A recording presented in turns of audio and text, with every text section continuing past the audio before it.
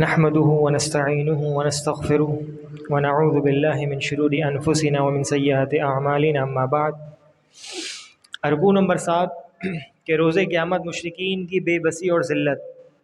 اس رکوع میں آگاہ کیا گیا کہ ایسے لوگ گھاٹے کا سودا کر رہے ہیں جو عارضی دنیا میں تو عیش کر لیں لیکن آخرت کی زندگی ہمیشہ رہنے والی زندگی ہے اور اس کے اندر جہنم میں قید ہو کے رہ جائیں گے۔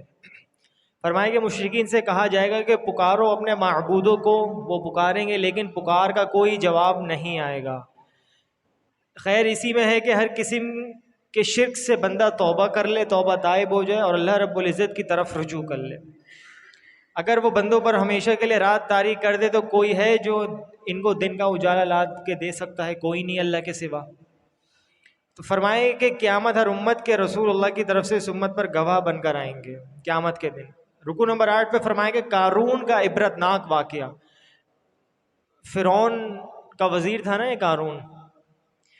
اس رکوع میں فرمایا ہے کہ اس کا تعلق بنی اسرائیل سے تھا، اس کے مال و دولت کے خزانے انتہائی کثیر تھے، وہ دولت کے نشے میں تکبر کرتا تھا اور فرعون کا ایجنٹ بھی بن کر اپنی ہی قوم پر ظلم کرتا تھا۔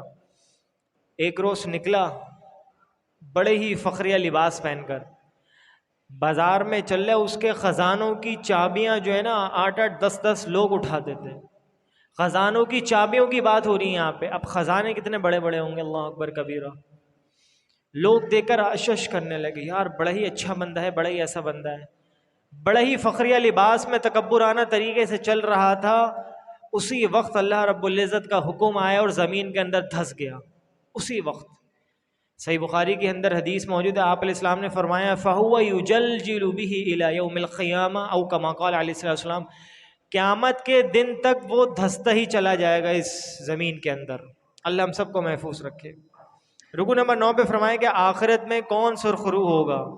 اس رکوع میں رہنمائی دی گئی کہ آخرت کا ثواب، آخرت کا اجر و ثواب ان کے لیے ہے جو نہ فرعون کی طرح زمین میں سرکشی کریں اور نہ قارون کی طرح فساد مچائیں۔ روز قیامت جو شخص نیکی لایا اسے ایک نیکی کا کئی گنا اجر ملے گا اور برائی کا بدلہ صرف اور صرف برائی ہے۔ فرمایا کہ نبی اکرم صلی اللہ علیہ وسلم کو بشارت دی گئی کہ جس رب تعالی نے آپ صلی اللہ علیہ وسلم پر قرآن حکیم لوگوں تک پہنچانے کی بھاری ذمہ داری ڈالی ہے، آپ صلی اللہ علیہ وسلم کو ضرور کامیابی کی اعلیٰ منازل تک پہنچائے گا وہ رب۔ سورۃ العنکبوت شروع ہوتی ہے کہ اس کا موضوع ہے صبر و استقامت کی تلقین۔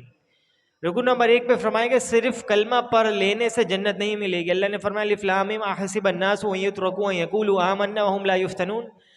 الف لام میم احسب الناس، کیا یہ لوگ سمجھ بیٹھے ہیں کہ بس منہ سے زبانی کہہ دیا کہ لا الہ الا اللہ محمد رسول اللہ، پھر ان کے اوپر کوئی آفت نہیں آئے گی، کوئی مشکلات نہیں آئیں گی، کوئی ظلم و ستم نہیں ڈھائے جائیں گے؟ نہیں، ایسا نہیں ہے بالکل بھی۔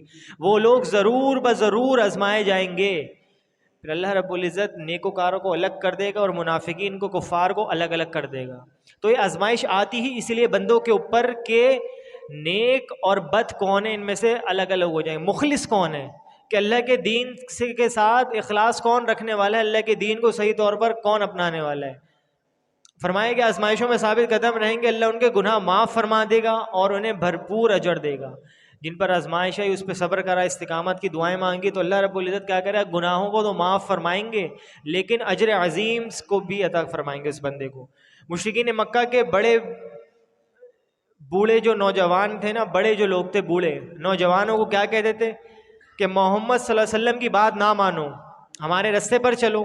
اگر ہمارے رستے پر چلنا گناہ ہے تو ہم روز قیامت یہ گناہ اپنے سر لے لیں گے۔ حقیقت یہ ہے کہ روز قیامت کوئی کسی کا گناہ اپنے سر نہیں لے گا۔ اس طریقے سے قرآن نے نقشہ کھینچا ہے فَإِذَا جَاءَتِ الطَّامَّةُ الْكُبْرَى يَوْمَ يَتَذَكَّرُ الْإِنسَانُ مَا سَعَى فَإِذَا جَاءَتِ الصَّاخَّةُ يَوْمَ يَفِرُّ الْمَرْءُ مِنْ أَخِيهِ وَأُمِّهِ وَأَبِيهِ وَصَاحِبَتِهِ وَبَنِيهِ۔ کہ کل قیامت کے دنوں کا جب ایسی بڑی بڑی چیخ ماری جائے گی تو ہر کوئی ادھر ادھر بھاگنا شروع ہو جائے گا، حتیٰ کہ باپ بیٹے ایک دوسرے سے بھاگیں گے، ماں ایک دوسرے سے بھاگے گی، ماں بیٹی۔ کیا وجہ ہوگی؟ کہیں مجھ سے یہ کوئی ایک نیکی نہ مانگ لے۔ اللہ ہم سب کو محفوظ رکھ رہا ہے قیامت کے دن سے۔ فرمایا رکوع نمبر 2 پر اس کی بندگی کرو جو رزق دیتا ہے۔ یہاں پہ ذکر ہوا نوح علیہ السلام کی قوم کا کہ 950 سال انہوں نے اپنی قوم کو دعوت اللہ کی طرف بلایا کہ میرے بھائیوں اللہ کی طرف آ جاؤ، اللہ کی طرف آ جاؤ، اور مثالیں دے دے کر سمجھائے، لیکن نہیں مانے تو اللہ رب العزت نے کیا کرا، ان کی قوم کو تباہ و برباد کر دیا۔ قوم نوح کی جو قوم ہے کس طریقے سے برباد ہوئی تھی پتہ ہے آپ لوگوں کو؟ میں نے بتایا تھا، سیلاب آ گیا تھا، بڑا شدید سیلاب آ گیا تھا۔ تو فرمایا کہ بھائی بندگی اسی کی کرو جو تمہیں رزق دینے والا ہے۔ رکوع نمبر 3 میں فرمایا کہ باطل پر اڑے رہنے کا سبب کیا ہوتا ہے۔ اس رکوع میں بیان کیا گیا کہ قوم نے حضرت ابراہیم کی دعوت کو جھٹلایا اور انہیں دہکتی ہوئی آگ میں ڈال دیا۔ اللہ نے انہیں محفوظ رکھا۔ انہوں نے قوم کو آگاہ کیا کہ تم جانتے ہو کہ مٹی کے بنائے ہوئے بت تمہارے کچھ کام نہیں آئیں گے، یہ رشتہ داریوں کے بندھن، یہ سب ناطے وغیرہ کچھ کام نہیں آئیں گے۔ کل قیامت کے دن اگر کچھ کام آئے گا قلب سلیم کام آئے گا، کہ کل اللہ رب العزت کے ہاں یوم لا ينفع مال ولا بنون الا من اتى اللہ بقلب سلیم، کہ اللہ رب العزت کل قیامت کے دن بندے کا دل دیکھیں گے قلب سلیم لے کر آیا نہیں آیا۔ رکوع نمبر 4 پہ فرمایا کہ شرک کی حقیقت مکڑی کے جال کی طرح ہے۔ اب یہاں پہ جو شرک کرنے والے ان کی حقیقت بیان ہوئی ہے کہ ان کی مثال اللہ نے کس طریقے سے دی ہے۔ سب سے پہلے تو فرمائیں کہ 5 مجرم قوموں پر اللہ کا عذاب کا ذکر ہے۔ ان میں قوم لوط، اصحاب مدین، قوم عاد، قوم ثمود اور آل فرعون شامل ہیں، جو ہم پیچھے سن کر آ چکے ہیں۔ اس کے بعد قوموں پر آنے والے عذابوں کی صورتیں بیان کی گئیں کہ تیز آندھی جس کے ذریعے قوم لوط پر کنکریاں برسائی گئیں، اس طریقے سے قوم ثمود، قوم عاد، قوم نوح، قوم لوط کا بیان ہوا ہے۔ پھر اللہ نے فرمایا اسی طرح جیسے کسی مکڑی کا جال بنانا، مکڑی کا جال جس طرح انتہائی کمزور ہوتا ہے، بالکل اسی طرح اللہ کے سوا کسی اور پر بھروسہ اور اعتماد بھی بے فائدہ نہیں ہوتا، کوئی فائدہ نہیں ہے اور نا پائیدار ہوتا ہے۔ ایک تو چیز ہوتی ہے نا، ہم مکڑی کے آپ جال کو دیکھ لیں، اللہ نے کس طریقے سے مثال دی ہے، مکڑی کس طریقے سے آہستہ آہستہ باریک بینی کے ساتھ اپنا جال بناتی ہے اور کتنا خوبصورت لگتا ہے ہمیں، لیکن ہوتا کیا ہے، ہلکی سی انگلی بھی لگ جائے جال ٹوٹ جاتا ہے، ختم ہو جاتا ہے۔